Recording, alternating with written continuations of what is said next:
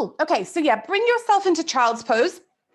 And if it feels comfortable, maybe play around with taking the knees just a touch wider than you normally do. I sometimes like to just, before I come down, kind of roll through my hips, kind of just checking in how I'm feeling, putting some pressure into the tops of my feet, and then slowly start to bring yourself down. Now, if you're feeling a little bit tight, feel free to take any kind of movements. Maybe this morning you'd like to rest your head on a block, feel free to do that.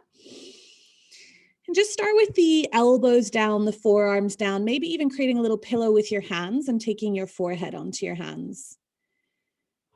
And maybe just taking a couple breaths, exhaling out of the mouth, just feeling the hips becoming heavy, noticing any kind of sensations that you're getting. And notice also where you're holding tension. So for me right now, I don't know why, but I'm really pressing into the tops of my feet. So if you can notice anywhere in your body where you've got a lot of activity, just take your awareness there and see if you can just allow a couple of the muscles to just soften and let go. And if your head's on the floor or a block, or maybe even the hands, just gently roll the forehead from side to side. Almost imagining that you're massaging out any stress, any worry. And then again, coming back to stillness. If you're holding the belly at all, I really want you to let it go. No tension in the belly, no tension in the abdomen. And then start to play around with lengthening the breath.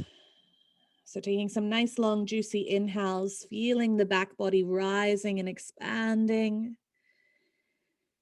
And as you exhale, just slowly begin to let everything kind of melt down and become heavy. And just taking about 5 more breaths like this.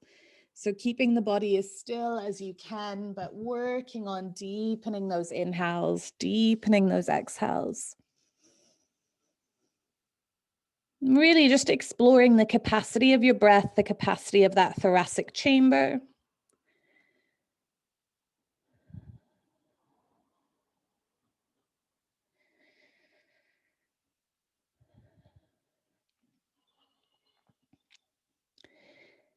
And then start to explore some length in the arms. So just walking one hand forwards, then the other, and just stretching out the body here, maybe padding onto the fingertips, and then bringing the palms down and lifting the fingertips, just exploring this space, exploring how you feel.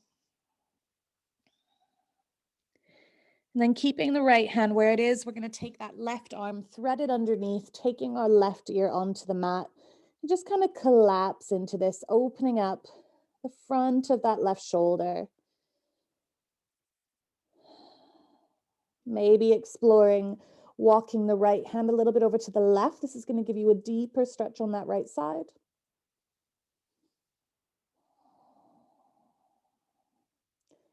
And then take that right hand back to the right corner. Press into that hand as you send the left hand back forwards. And then threading right arm underneath, right ear, right shoulder onto the mat. And again, just kind of collapse into this, feeling into the body. And then again, we're going to walk, if it feels good, left hand over to the right. Just explore this space. Stop when you feel like it's enough.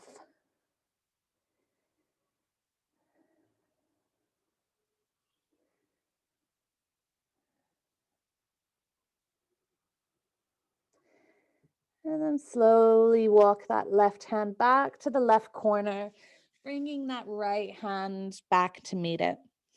We're going to take an inhale, draw ourselves up into tabletop. And then as we exhale, we're just going to melt our hips down towards the mat. As we inhale, we're going to pull our heart forwards. And as we exhale, we draw the belly in and we push into the floor, sending ourselves back into child's pose. And so you're just going to move like this, inhaling up into tabletop, exhaling, just letting those hips melt to the floor. Inhaling, pulling that heart forwards. And exhaling back into child's pose. So just moving through 5 more like that. Does not matter how fast or slow you're moving. Forget about alignment. You might even move with the eyes closed.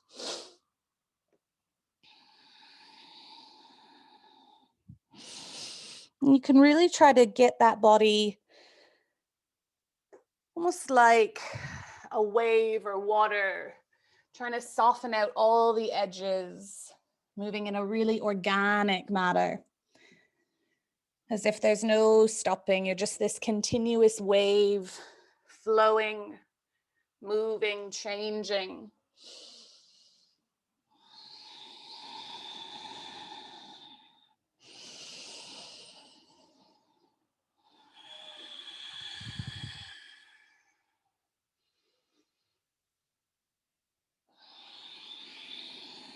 Taking your last one here. And this time, as you melt the hips down towards the floor, we're going to come all the way down. So letting the whole body come down, bringing your hands in front of you, bending the elbows, and just creating a little pillow here. Take your left cheek onto the mat so that you're looking towards your right shoulder. And then we're going to slide our right knee up the mat. And it doesn't matter how the foot is. Sometimes it feels a little bit more intense the more you straighten the leg, but you can keep the knee bent. If you want it to come higher, you can grab that knee and sort of pull it up as high as you can. And then take the right ear onto the mat. So you're just coming into a little twist. Try to even the weight between the hips. And just imagining that the right groin is trying to sink down towards the mat.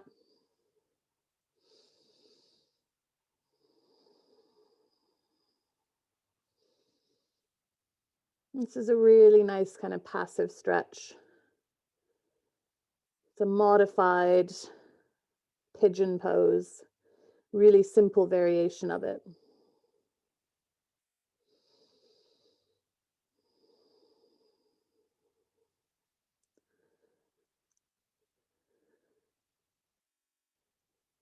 And then just slowly start to re-straighten that leg. And you're going to come up onto your forearms. So finding Sphinx pose. And just center the pelvis. Take any kind of movements that you need. Pull the heart forwards. Pull the elbows back. Find that stretch.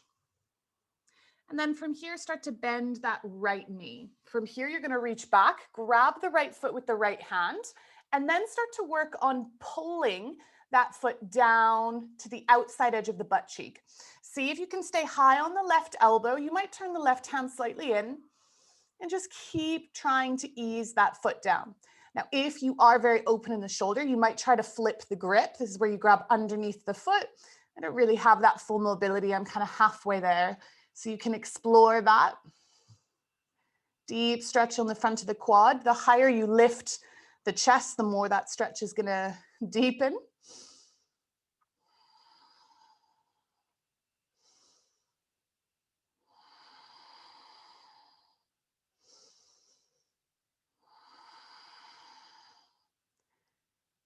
Good. And then just gently release that foot. Come back down onto the belly. Let your left cheek rest onto your arms. And maybe take a gentle sway from side to side in those hips.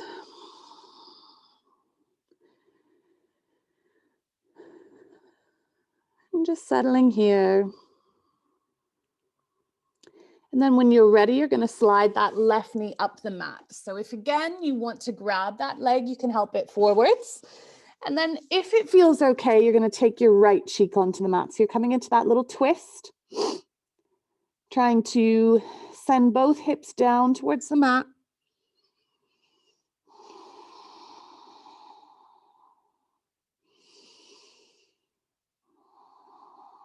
And just work on lengthening out the breath and being comfortable with the stillness.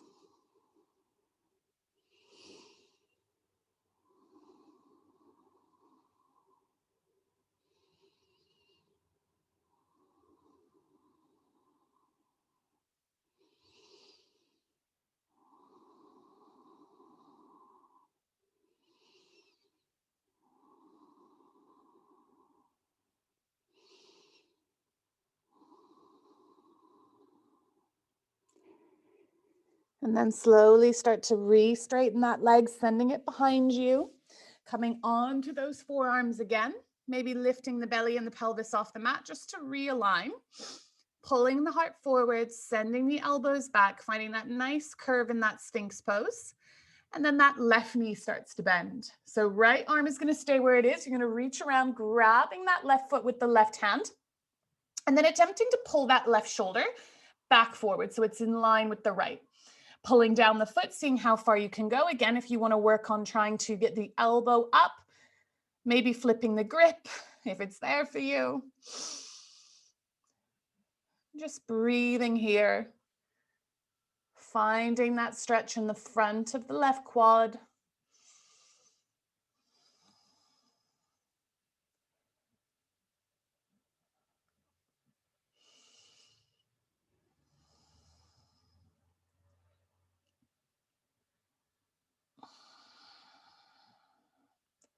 Couple more breaths.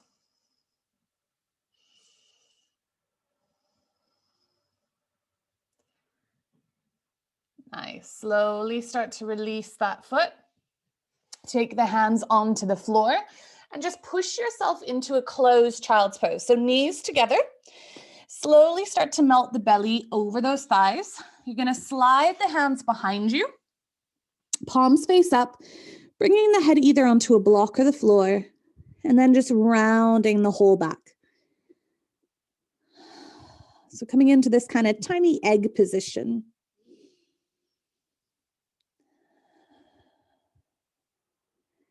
Letting the fronts of the shoulders become heavy. Most imagining that the very top of the shoulder could melt so much that it touches the mat.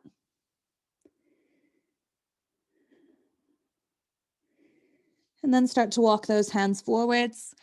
And you're going to pull yourself into your tabletop position.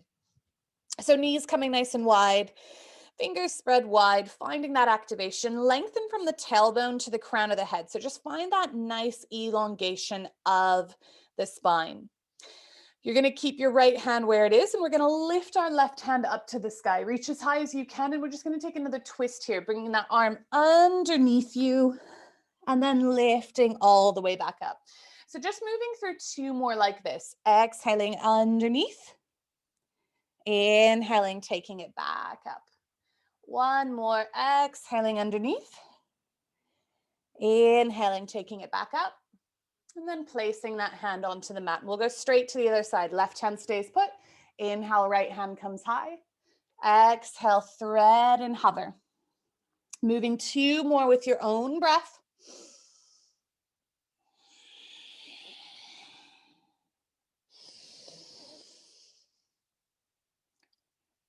Nice. And then bringing that hand onto the mat, realigning into that tabletop, tucking our right toe, dragging that right toe along the mat, kicking into that heel, feeling that stretch, plucking the toe off the mat, and we're going to come into lizard. So we're going to step that right foot to the outside of the right hand. You might need to help it forwards. Start to sink forwards in those hips. Now, if you want to, you can use your blocks here. I sometimes really like to use my blocks to rest my forearms on. And this is more of a relaxing stretch for me rather than fighting to get my elbows down. But if you're quite happy without the blocks, then feel free to stay like on the hands or on the forearms. Press the big toe down so that you're hugging your knee into that tricep. And if you want to on this one, you can let your head drop. And just feel into the stretch. Feel into the back hip, the front hip.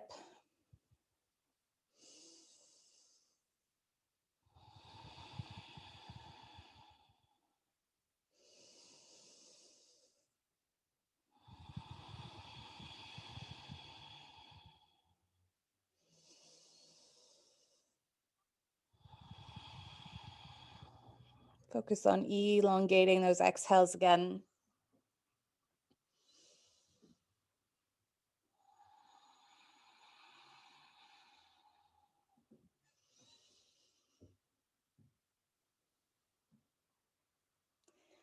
Good, and then plant the hands back onto the mat, moving those blocks out of the way. And we're just going to turn our toe out to the side, sink into the hips, let the knee knock out. You're also going to tuck your back toe and raise your back knee. And then if it feels comfortable, you're going to turn onto the outside edge of the left foot. So you're on the outside edge of the right foot, outside edge of the left foot. And we're just going to hold this for 5, 4, 3, 2, 1. Come back onto the ball of the left foot, step back into plank, drop the knees, sink into child's pose. And then pull yourself back up into that tabletop position.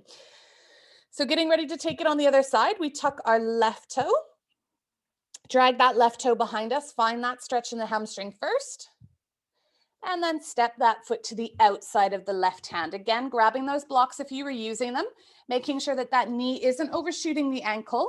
And if you want to, you can come down onto those forearms. Let the head be heavy. Don't need to worry about that. Press the big toe down, so you're hugging that left knee into the side arm. And then just start to rest into the pose.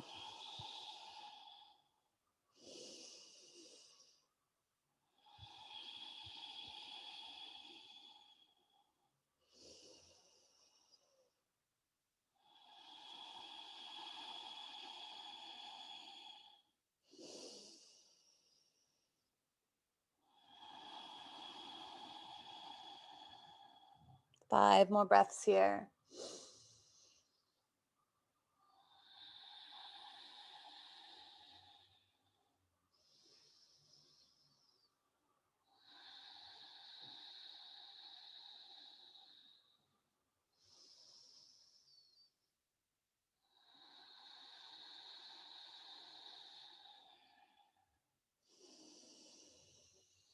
And then gently start to lift the head back up, moving the blocks out of the way again if you were using them. Hands on the mat, turn that left toe out to the side. Let the knee drop out so that you're on the outside edge of that front foot. Tuck back toe, raise back knee, and then start to tip onto the outside edge of the back foot. You might not come all the way, that's okay.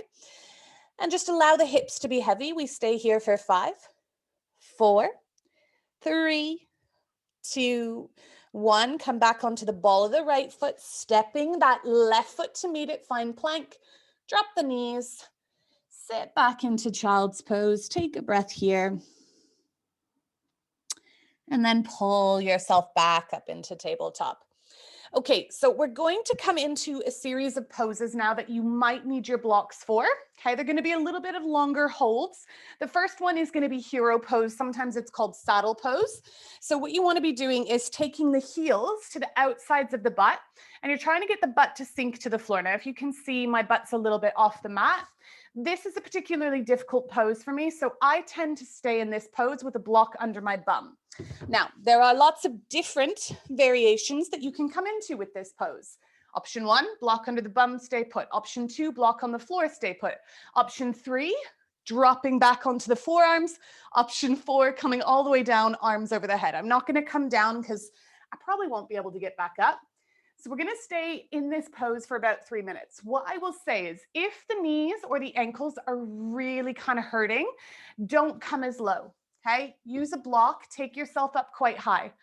Hip mobility is directly related to ankle mobility. There's a lot of hip mobility happening here, as well as knee, ankle, and then the fronts of the quads. So finding the position that works for you, all of you will be at a different place.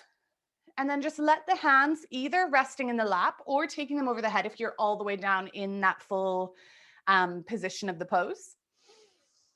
And then just finding a sense of ease. Some of you, this pose is going to be super comfy.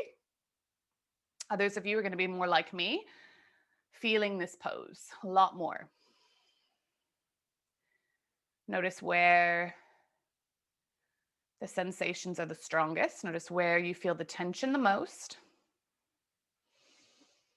And just see if you can actively focus your breath on that area.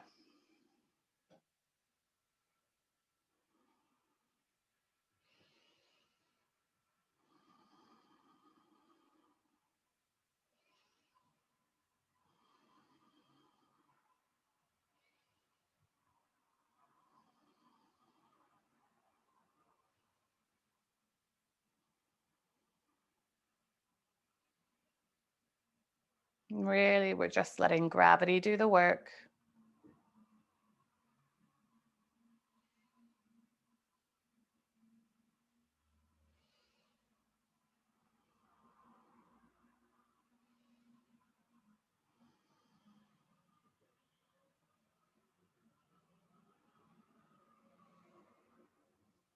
It's so important that you feel into your own body. And you forget about where anyone else may be going or where the finished pose is. There is no finished pose, really. It is simply you in a position, stretching, creating mobility, creating strength.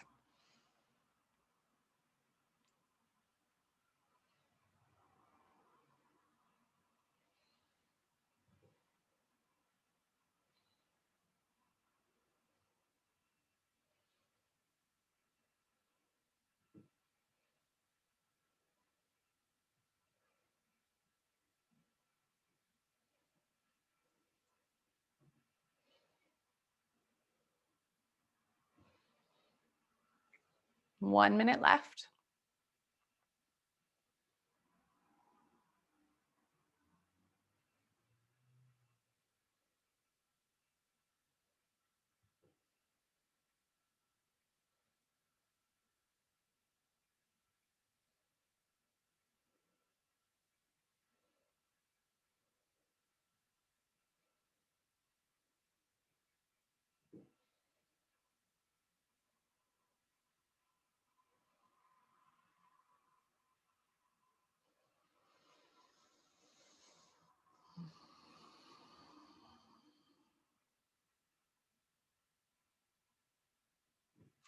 Okay, if you are down, I want you to take your time, slowly bring yourself back up, move slow wherever you are. You're gonna start to bring the weight forwards. Okay, you might feel a little bit funny taking the hands onto the mat. Once you have the weight off of the feet, give the feet a little tap, okay? Wake them up, bring some life back into them, give them a little break. And then from here, you're just gonna tip onto the butt cheeks, send the legs out in front of you, and maybe give them a little shake. Okay, they might still feel a little bit funny. Point and flex the feet. Don't be surprised if the top of your foot's quite red. Okay, it's just the pressure of, having your weight there. If you want to, you can take a block under the bum. Otherwise, you're just going to fold and flop forwards. So just kind of letting all that blood rush, taking all of that pressure and that weight away from the knees, away from the feet, and just allowing yourself to kind of flop into this pose. Imagining that your head was the weight of a bowling ball. And it's just very slowly drawing you down.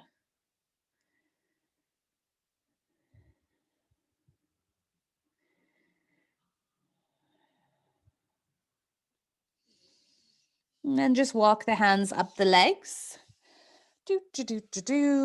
Bringing yourself back up. We're going to come into a pose called deer pose. So what I want you to do with your right leg is start to bend it, taking it behind you so that the shin is running along the side of your mat. And then bend your left leg so the shin is running parallel to the front of the mat. So shins going in different directions, 90-90 with the legs. And what we're going to do is just fold over our front leg. Okay, so you might be up quite high. This might be as far as you can go. You might be able to come quite low. You might even use a block under the head. Try to keep yourself kind of squared through the center of that left shin. You can always flex the feet to take a bit of pressure out of the knee joints.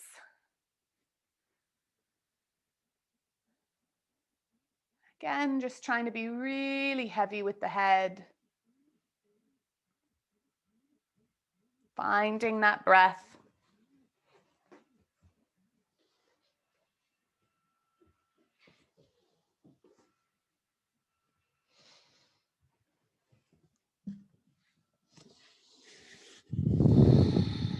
Noticing where you feel the stretch.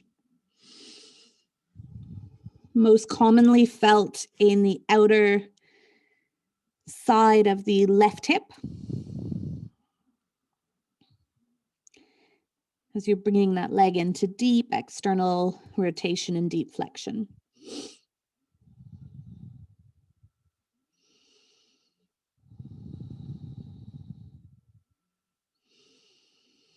And then gently bring yourself up.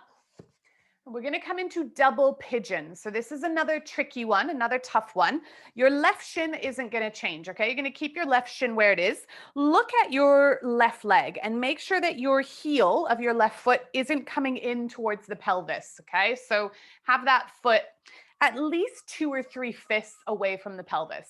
Then we're going to start to bring our right leg up and over. Okay, now you might look like this. This is a person with tight hips and what this pose looks like. If this is uncomfortable on the ankle or the knee, all you're going to do is straighten your left leg.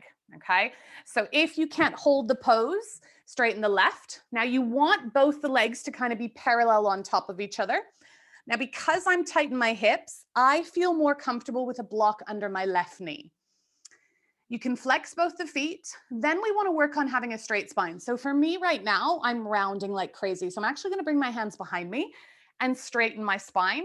Then with a straight spine, I'm going to feel myself kind of try to come forwards. If you are very flexible, hands might come out to the sides, or you might be blessed to be able to come forwards and the legs flop on top of each other. Don't worry if you look like me, okay? Hip mobility is super unique. Your hip is a very complex joint. It's also a very deep ball and socket joint. And this means that there's just a lot going on. Very different than the shoulder. Shoulder has a lot of mobility, but it is a very vulnerable joint, which means that people injure their shoulders all the time, dislocate their shoulders all the time. The hip is a very deep joint, not very mobile, and actually quite a safe joint, okay? It's not very common for people to dislocate their hips. Hip issues tend to start happening with age. And that's just a whole sort of things happening, osteoporosis, the bones and the joints just getting weaker and more fragile. And actually what we're doing right now, creating this tension, this pressure, this stress in the joint is actually making it stronger, which is a difficult thing because we hear the word stress and we think that's really negative. But actually, stress on our bones and our joints is good. Okay, if we sit around not doing anything, not putting any kind of pressure on them, the second we do, they crumble. And so to keep them strong, we need to do work like what we're doing right now. Good. Take the weight back so that you can have some motion in your legs. Take the right leg out to the side. Take the left leg out to the side and just fold forwards. Okay, if you need to move, if you need to wiggle around, go for it. You can also kind of sway side to side. This is, of course, a stretch and it's a pose, but you can be quite moving in it. You might even reach one hand for the ankles and kind of sway. This is what's called dynamic stretching. So moving in and out of the pose, you might bob the head like you're bobbing for apples.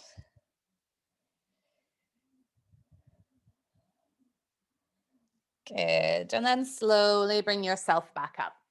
So we're going to come into deer on the other side. So what you're going to do is bend your right knee. Right shin is now going to go in front of you. Left shin is going to go behind you. So you're finding those 290 degrees again. Then straight down that right shin, you're going to walk yourself forwards. Again, doesn't matter how low you go. Some of you might get your head on the floor. Some of you might be up quite high. Any concern about the knees, flex the feet or bring yourself higher.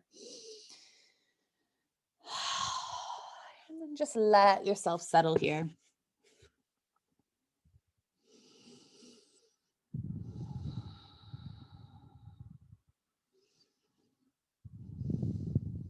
Tuning into the outside of that right hip. How does it feel? More tender, less tender than the first time that we did deer on the left.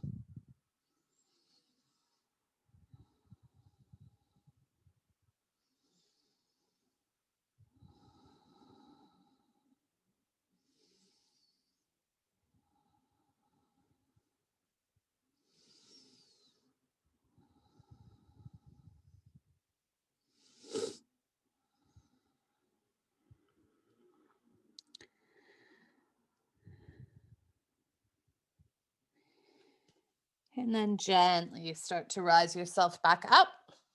So coming into that double pigeon on the other side. Right shin stays put. Just look at the heel.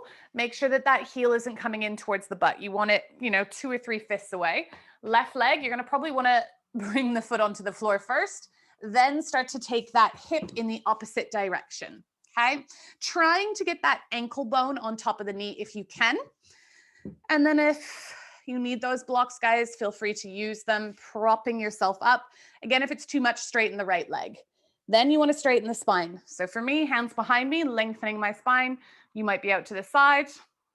I'd say if your knee's quite high, you're most likely going to have the hands behind you. You can flex the feet again if it's too intense. Close the eyes if that helps, and breathe through it.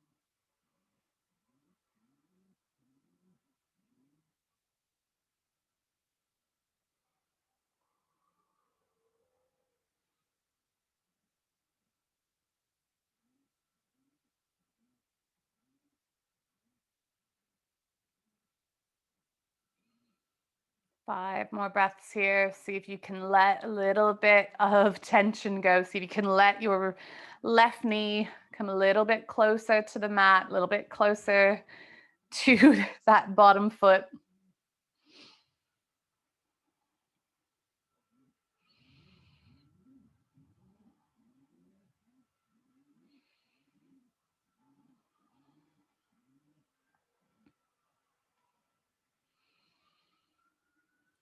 Good. Start to take the weight backwards. This is going to allow the hips to move more easily. Take your left leg out to the side, your right leg out to the side. And then again, just start to move through the pose. If you want to, you can be still. That's totally fine. Otherwise, just kind of moving, feeling into the stretch, letting those hips have a little respite.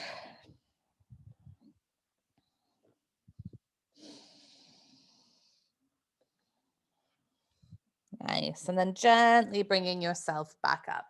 So we're going to come into one final deep hip opener, and this is going to be frog pose. So take the hands underneath the knees. And what you're going to want to do is be lengthways like I am on my mat. You're going to take your knees wide. Okay. Now from here, you want your pelvis to go straight down between the knees. So if there was a line connecting your knees, your pelvis was coming directly between them. Now from here, you might feel slightly uncomfortable. You might want to place pillows under the knees. That's totally fine. You're then going to flex your feet and flick your feet like frog legs away from each other. The closer that they're in together, the less intense. The further apart from each other, the more intense. Bring the hands underneath the shoulders and then start to let the knees come apart from each other, not sending the hips forwards, but also not sending the hips back, going straight down, okay? If you have your pelvis, your pubic bone on the mat, it means that your hips are probably not in the right position. It should feel very intense in the groin, okay? I've actually not had a person in my class who can bring the pelvis straight between the knees and come all the way down. That is some extreme mobility. If you feel comfortable enough, you could possibly bring the forearms down. You might rest the head into the hands or on a block. If the insides of the knees are hurting, you definitely want to prop up. You can double up your mat. You can use pillows. You want to be able to focus the stretch into the groin and not be worried about any kind of pain in the knees. Keep flexing the feet. You can explore sending the feet further away from each other. If that's too much, bring them closer together.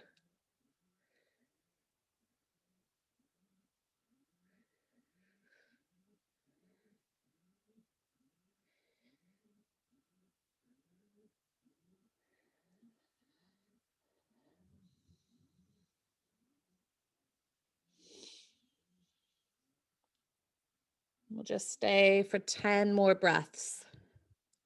Nice deep inhale. Nice big exhale.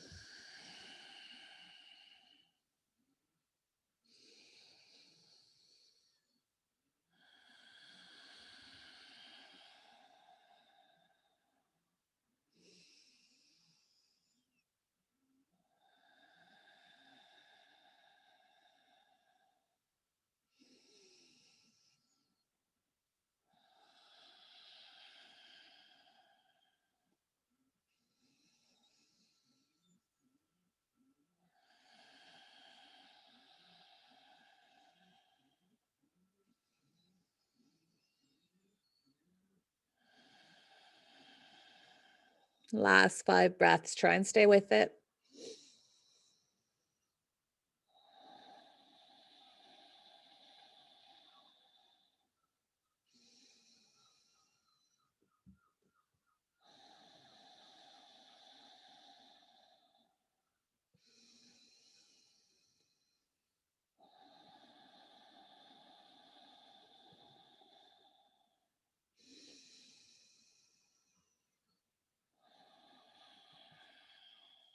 Lift the head if the head is down. Bring your hands back under your shoulders. Draw the heels towards each other. Start to send the weight back. Just scoot one knee in, then the other. One knee in, then the other. Turn yourself so you're lengthways along your mat again and find that closed child's pose. So knees together, rounding over those thighs, forehead down. Shoulders melting towards the mat. Just giving the groin and the hips a little break.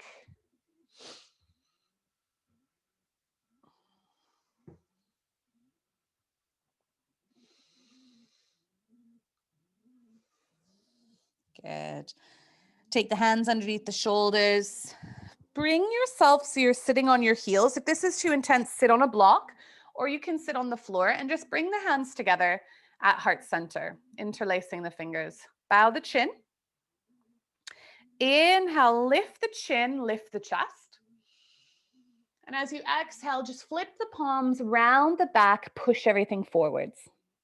Inhale, lift the arms, lift the chest, lift the gaze. And then just exhale, bring it all back down, closing everything off. And we're just going to do 3 of these. Inhale, lift the chest, lift the gaze. Exhale, round, push those hands forwards. Inhale, lift everything up. Exhale, draw everything back down, close it off. 2 more, use your own breath.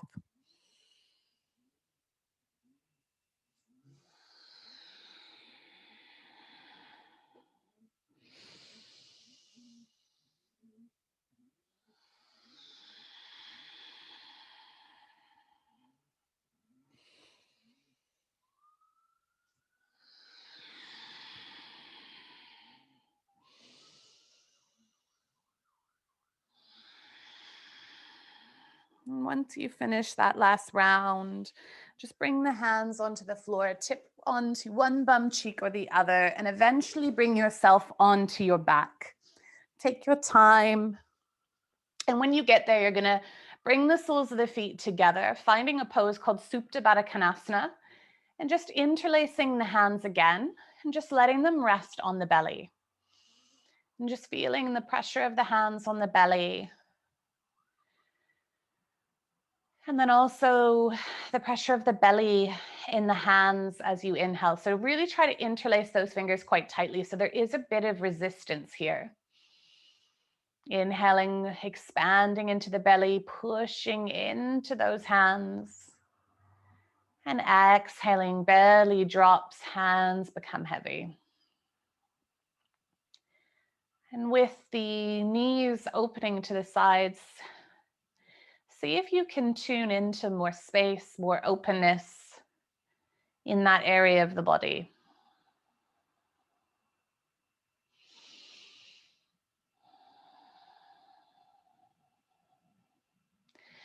And then bring the feet back onto the mat. Keep the hands interlaced, but take your hands around the front of your right shin. Left foot can stay on the floor, or you can extend it.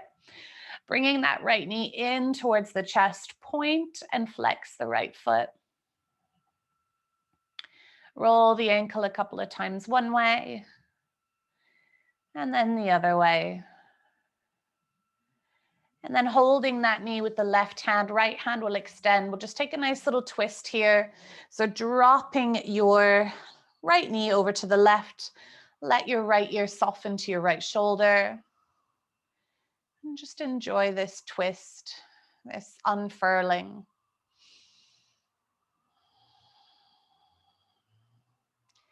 And then bring the knee back to center, interlace the fingers again, draw the knee in and then out towards that right armpit. So you're just getting a little bit more space.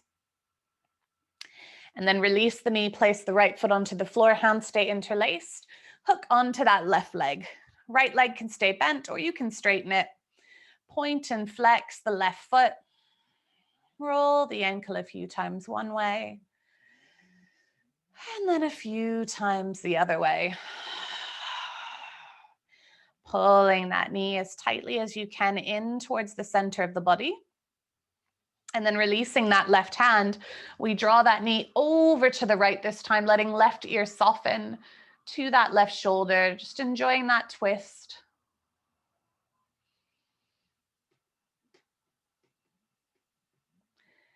And then roll gently back onto the spine, interlacing those hands again, pull the knee into center, and then just gently shift more towards the left armpit. So you're going on a little external rotation here.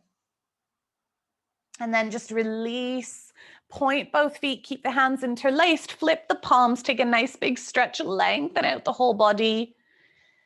And then just start to release into Shavasana. So toes flop out to the sides, arms gently move to the sides. If you are feeling a little bit chilly, feel free to grab a blanket or a jumper, maybe some socks.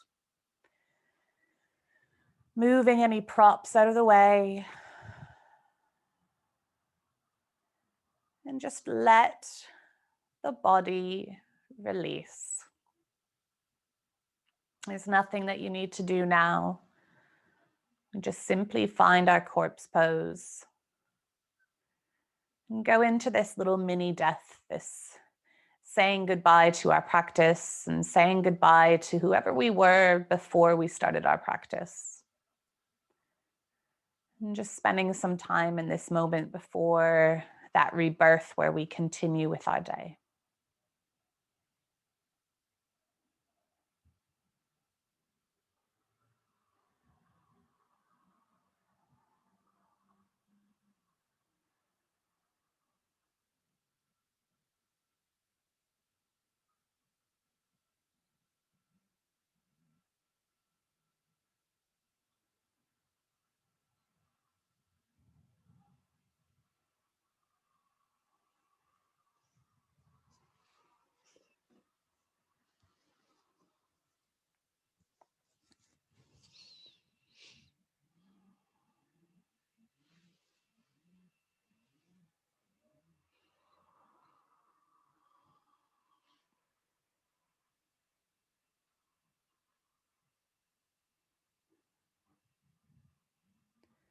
Slowly start to deepen your breath again. Maybe taking a couple of audible exhales, just bringing some awareness back into your body with that sound, back into the space around you. Starting to take little movements in your fingers, your toes, maybe the back of the head. Just take any kind of movements here, anything that you want at all, to eventually bring yourself into a seated position. You might take a rock and roll, you might come onto your side, you might move through a happy baby, you might do something completely different.